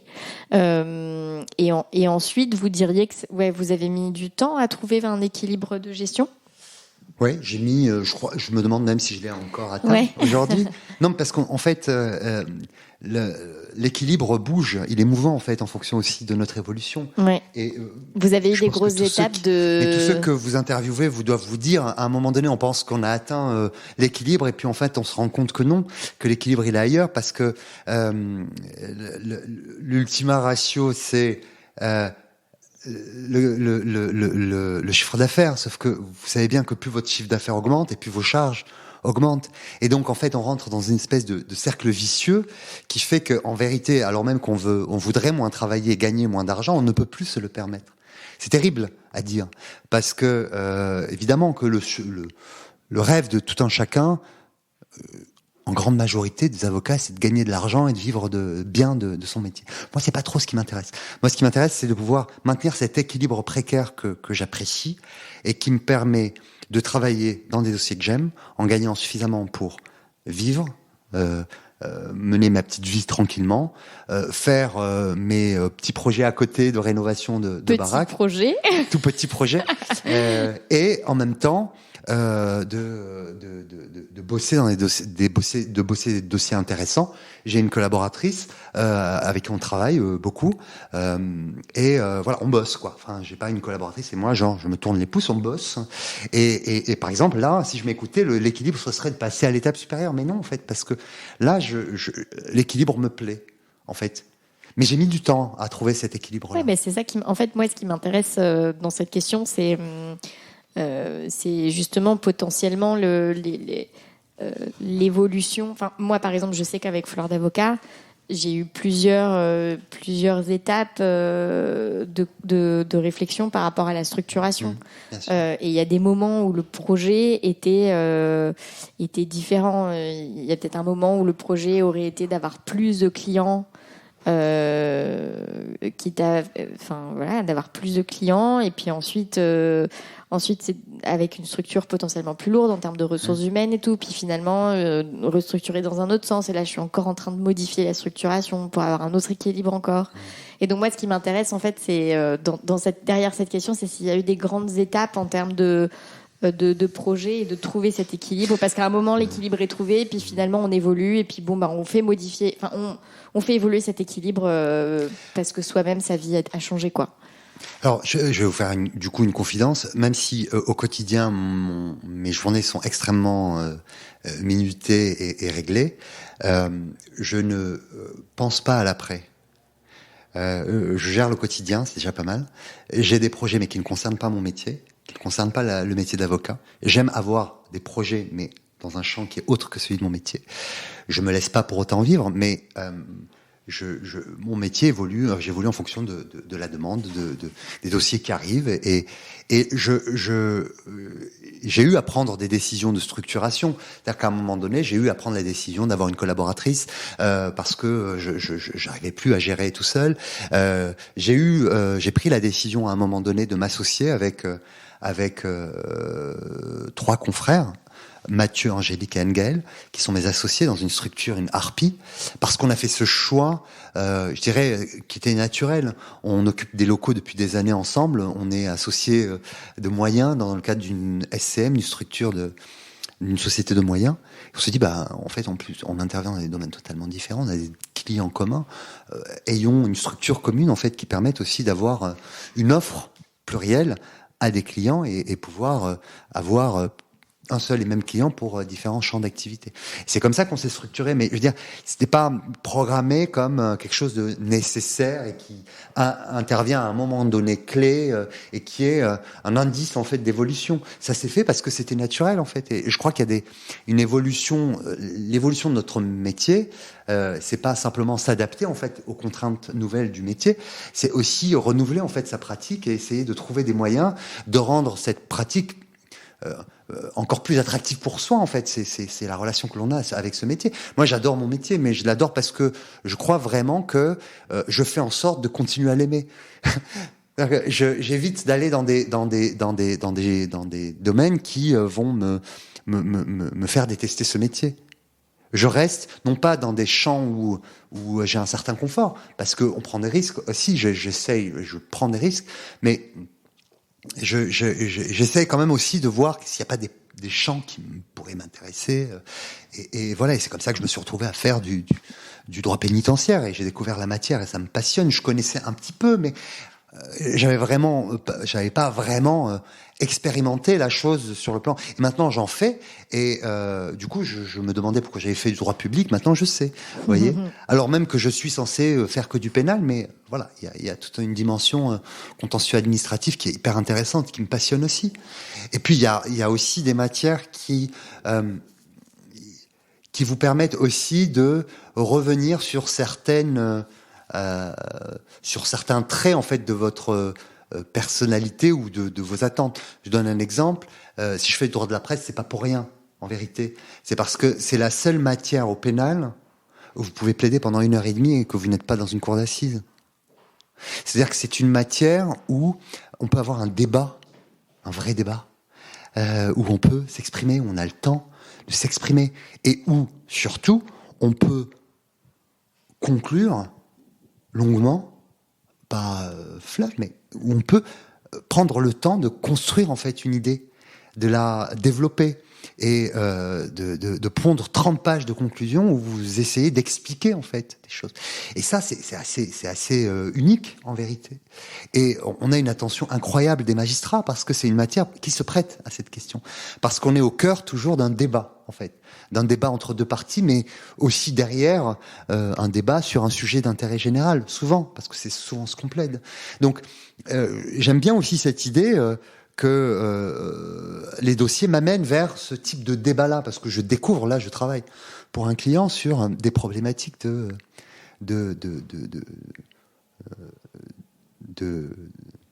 publications scientifiques et notamment et plus spécifiquement de statistiques démographiques sur les étrangers en droit de la presse.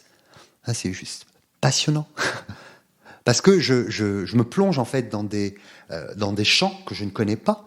La démographie, ce pan-là des sciences humaines, je la connaissais pas, je la découvre. Et c'est passionnant en fait. Donc voilà, j'aime bien l'idée aussi que tous les dossiers que je traite m'enrichissent aussi. Non, mais ce qui est intéressant dans ce que vous dites, c'est aussi ce côté que vous façonnez, qu'il y a une forme de façonnage de votre activité pour que ça vous corresponde et que ça corresponde aussi à vos centres d'intérêt, deux, comment vous aimez vous organiser, et trois, comment vous aimez travailler, quoi. Et ça a des conséquences pratiques, en fait. Ouais, c'est voilà, que je gagne exactement. moins d'argent que ce que je pourrais, en vérité. Je pourrais gagner plus d'argent, en fait, parce que je pourrais accepter plus d'argent et élargir le spectre de mes champs d'intervention. Je fais plus certaines matières au pénal que je faisais avant. Maintenant, j'en fais beaucoup moins. Qu'est-ce que vous faites plus, par exemple ? Je fais plus, par exemple, de stup. J'en fais très peu. Avant, j'en faisais beaucoup. Maintenant, j'en fais beaucoup moins. Ou quand j'ai des dossiers de stup, c'est des gros dossiers de stup. Voilà, des énormes dossiers de stup. Voilà, exemple. Mais c'est vrai que après, j'ai des clients que je garde depuis des années, donc ils reviennent me voir. Alors, j'accepte de les défendre dans des dossiers. J'accepte de continuer à les défendre. Ouais, parce que je les aime bien, parce que il y a des clients avec lesquels je noue vraiment une relation, quoi. Mm-hmm. C'est difficile à imaginer ou à comprendre pour les non-avocats, mais on noue des relations affectives, en fait, avec les clients. Surtout quand on les a connus quand ils étaient mineurs, et qu'ils reviennent, ils ont 25 ans, et qu'ils reviennent vous voir pour des problèmes. Donc, je continue à en faire, mais il y a des matières que j'ai pas abandonnées, mais que je fais moins. Et puis, en fait, c'est aussi la demande qui s'amenuise. On me contacte moins. Par voilà. Circonvolution, c'est logique. Et vous dites que, typiquement, donc il y a eu cette structuration, cette association qui s'est faite. Il y a eu la décision de recruter ou pas un collaborateur ou une collaboratrice. Ouais. Vous avez hésité beaucoup à recruter ? Non, en fait, alors, quand on commence à exercer comme avocat, on a ce truc d'avoir tout le temps le nez dans ses comptes, en se disant comment je vais finir le mois. Ça, c'est tous les entrepreneurs, je vous rassure. Non, mais oui. Tous les entrepreneurs ont ce problème. Et puis, à un moment donné, on lève un petit peu les yeux du relevé bancaire. On fait plus attention quand il y a les régules. Voilà. Donc, on commence en fait à avoir un peu plus de confort, en vérité. Et puis, c'est à ce moment-là qu'on commence un petit peu à s'endetter, en fait, parce que on loue des appartements, on prend un crédit. Et donc, les charges deviennent plus importantes. Et donc, il y a une pression aussi qui est plus importante. Mais je pense que à un moment donné, ça faisait des années que j'avais des élèves avocats que je prenais en stage. Parce que j'aime bien aussi cette dimension-là du métier, qui est celle qui est de la pédagogie, en fait. Et à un moment donné, effectivement, je pouvais plus me partager en trois, en fait. Parce qu'avoir 3 audiences dans la journée, c'était plus possible, en fait. Mmh. Il m'est arrivé de faire 3 audiences par jour. Et à chaque fois, je me dis, mais plus jamais. Et hop, rebelote. Et à un moment donné, vous en tirez toutes les conclusions. C'est ça que vous dites, bon, je vais prendre une vacation. Et puis après, vous vous dites, non, mais bon, j'aimerais bien avoir quelqu'un. Et puis là, vous vous demandez si vous avez les moyens de payer quelqu'un. C'est un budget. Et puis après, vous vous dites, non, mais je n'arriverai jamais. Et puis après, quand vous avez un collaborateur ou une collaboratrice, en fait, vous vous rendez compte que vous pouvez, et que cette collaboratrice, ce collaborateur, en fait, il est super important, en fait, dans votre équilibre aussi personnel, en vérité. Et surtout quand il est quand il répond à vos attentes, en fait. Et vous voyez, vous êtes dans mon bureau, là. Il y a le bureau de ma collaboratrice dans mon bureau. Il y a un bureau vide, qui n'est pas loué. Parce qu'on aime travailler ensemble. Elle pourrait être dans son bureau, mais elle préfère travailler avec moi. Donc, il y a aussi une relation, en fait, assez importante, enfin, assez précieuse qui se met en place avec la collaboration. Donc, typiquement, c'était une élève avocate que j'ai pris en stage. Que vous avez pris en stage. Et sur presque, je dirais, un échange téléphonique. Je crois que j'ai même pas fait l'entretien de stage. Elle n'est pas venue, il n'y a pas eu, vous savez, l'entretien classique. J'ai vu son CV, et j'ai vu qu'elle s'intéressait à des choses auxquelles les autres ne s'intéressaient pas. Comme quoi? Comme une appétence pour les questions pénitentiaires. C'est assez rare quand vous passez un concours d'avocat et que en fait vous êtes militant dans des associations, que vous êtes impliqué, que vous vous intéressez à la question d'exécution des peines. Enfin voilà, moi ça m'a tout de suite, je me suis dit mais voilà quelqu'un qui a déjà commencé à donner du sens à son engagement. Quand on décide de faire du droit pénitentiaire, on ne le fait pas pour l'argent. Ah ben ça clairement, pour avoir eu le plaisir d'interviewer Delphine Bozel. Et ensuite, Benoît David. Non, David Alexandre. Non, Benoît David. Benoît David, on est d'accord. Non, parce que j'ai eu rapproché un Benoît David et un David Alexandre. Et je vous avoue que ça n'a pas été... Et Benoît David est très identifié sur ces problématiques. Donc, Benoît David. David Alexandre fait de la propriété intellectuelle au Luxembourg, donc rien à voir. D'accord. Effectivement, on confirme que c'est pas l'argent n'est pas la motivation première. Donc, quand vous avez une élève avocate qui vous dit « moi, je veux faire du droit pénitentiaire », et que c'est une matière qui vous intéresse, que vous développez et que vous pratiquez, vous dites qui de mieux que quelqu'un qui s'intéresse à ces questions, qui va pouvoir vous apporter non seulement l'aide opérationnelle au quotidien, mais qui ensuite aussi va vous apporter sa motivation, son engagement. Et ça, c'est précieux. Et donc, typiquement, vous l'avez recruté au bout de combien de temps ? À l'issue de son stage. Oui, mais je veux dire, ça faisait combien de temps que vous étiez installé ? 10 ans. 10 ans, donc 10 ans solo, sans collaborateur, avec des stagiaires. Ça a été dur, mais ça a été dur parce que, en fait, les stagiaires, c'est génial. J'ai adoré tous les stagiaires que j'ai eus. Ouais. Certains, la plupart sont devenus avocats et on a toujours eu une excellente relation. Je crois que, en fait, ce qui m'a à chaque fois bloqué, c'est la peur de ne pas réussir à financer. Ah non, mais c'est une peur terrible. Moi, mais les premiers mois avec Chloé, ça a été... j'en dormais pas, quoi. Je me disais, comment je vais faire ? Et en fait, non, quoi. Parce qu'on oublie qu'un collaborateur, c'est quelqu'un qui génère, en fait, du chiffre d'affaires. Mais j'avais cette discussion hier avec un avocat qui fait je sais pas si j'aurais diffusé son interview au moment où je diffuserai la vôtre, je pense pas. Romain Castelli qui fait de la fusion-acquisition et des levées de fonds. Et ils sont en pleine réflexion d'embauche d'un collaborateur. Et donc, on en discute. Et à la fin de l'interview, il me dit, mais bon, vous échangez avec beaucoup d'avocats. De votre expérience, ça se passe bien quand ils recrutent, je veux dire, d'un point de vue financier. Et est-ce qu'ils arrivent à absorber la charge ? Parce que ça fait qu'1 an et demi qu'ils ont démarré leur cabinet. Il se trouve que ça marche très bien. Au point qu'en ce moment ils se retrouvent à travailler tous les week-ends alors que c'est pas leur projet. Voilà, et je disais oui, jusqu'à maintenant moi toutes les personnes, il y a peut-être un biais du survivant là-dedans, mais toutes les personnes avec qui j'ai discuté ont réussi à absorber cette charge parce que en fait effectivement ça génère du chiffre d'affaires et ça leur permet d'avoir de l'oxygène aussi pour ensuite aller développer des dossiers qui sont intéressants pour le... Mais c'est sûr, moi je le vois aussi comme une... alors au-delà de l'aspect financier et budgétaire, c'est un vrai enrichissement en fait, parce que quand on travaille pendant 10 ans seul, on a ses habitudes, on a ses mécanismes. Alors ça nous permet d'aller. Qu'est-ce que ça a changé vous par exemple dans votre en fait, ça a impliqué aussi de remettre en perspective certaines pratiques ou certains mécanismes qui sont adaptés quand on travaille seul, quand on est dans ce colloque singulier entre soi et soi. Mais quand on travaille avec quelqu'un, pour intégrer la personne dans ces processus aussi, qui sont parfois instinctifs, en fait, dans la manière de travailler, c'est compliqué à expliquer. Donc, vous allez dire à une personne un mot, une phrase, et que cette phrase, elle est censée ensuite se traduire par un élément juridique qu'on va porter devant une chambre d'instruction ou quoi. Des fois, il y a une pratique. Moi, il y a une part instinctive aussi dans ce métier, en fait.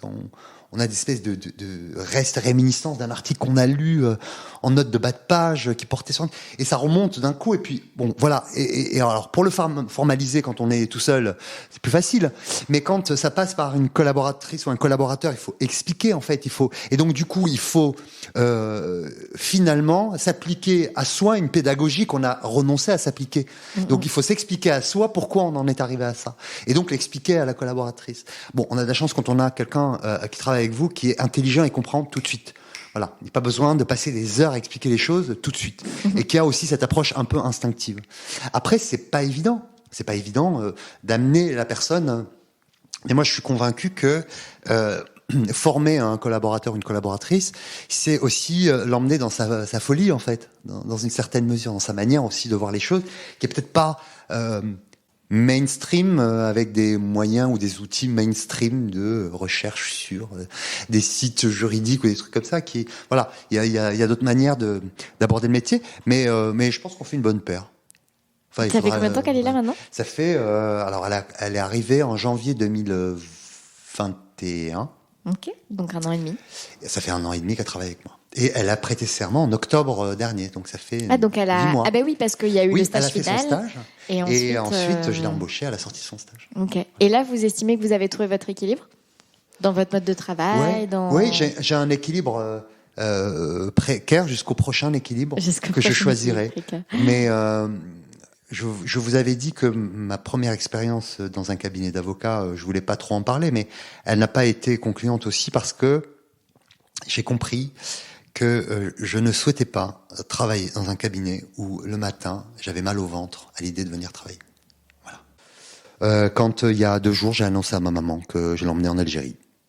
Voilà. Il est prévu pour quand le voyage ? Mardi. Mardi prochain. Non, en fait, c'est une joie, c'est une petite joie, en fait. Mais c'est une grande pour elle, en fait, parce que ça fait 3 ans qu'elle n'a pas mis les pieds à Alger. J'ai des sœurs qui y habitent. Et du fait du Covid, en fait, ça fait 3 ans qu'on n'y est pas allé. Et entre-temps, ma mère a eu des problèmes de santé, et c'est vrai que ça a repoussé d'autant plus la perspective pour elle d'y aller un jour et de pouvoir y retourner. Et ça a été une belle joie que de lui dire, en fait, tu vas y aller, on va y aller. Voilà, quoi qu'il en coûte, comme dirait l'autre. Et qu'est-ce que vous portez sous votre robe ? Qu'est-ce que je porte sous ma robe ? Je porte, je pense, des attributs qui reflètent qui je suis, en fait. C'est-à-dire que sous la robe, c'est-à-dire sous l'effacement de soi, de son identité vestimentaire, il y a un moi, en fait. C'est-à-dire quelqu'un qui peut porter des baskets ou des slippers à son bureau, des pantalons, ce sont pas les pantalons habituels qu'on voit, des t-shirts, qui peut... C'est quoi, c'est un chino ? Je sais pas, on appelle ça un 7/8e. 7/8e. Voilà, un t-shirt. Avec un t-shirt blanc. Est-ce que vous partagez avec Nabil la passion des t-shirts Decathlon ? Je partage la passion des t-shirts, je porte beaucoup de t-shirts. Je ne sais pas en porter tous les jours au bureau, mais je porte, mais quasiment jamais de costume. J'en ai un, mais je ne les porte pas. Je les porte à certaines occasions, pas nécessairement celles qu'on imagine. J'aime bien mon confort, en fait. Et mon confort, c'est aussi être bien dans mes baskets quand je suis derrière mon bureau, quand je cours d'une audience à l'autre, quand je vais en détention, quand je rencontre des clients ici ou là, ou que je me déplace pour aller les voir, quand je cours toute la journée, parce qu'on passe notre journée à courir. J'ai du mal à le faire en costume cravate. Merci pour cet échange. Je vous en prie. Vous avez écouté l'épisode jusqu'au bout, donc j'imagine que ça vous a plu. Pour me remercier et pour aider d'autres personnes comme vous à découvrir le podcast, vous pouvez le partager, vous abonner depuis votre application d'écoute de podcast et laisser un avis et 5 étoiles.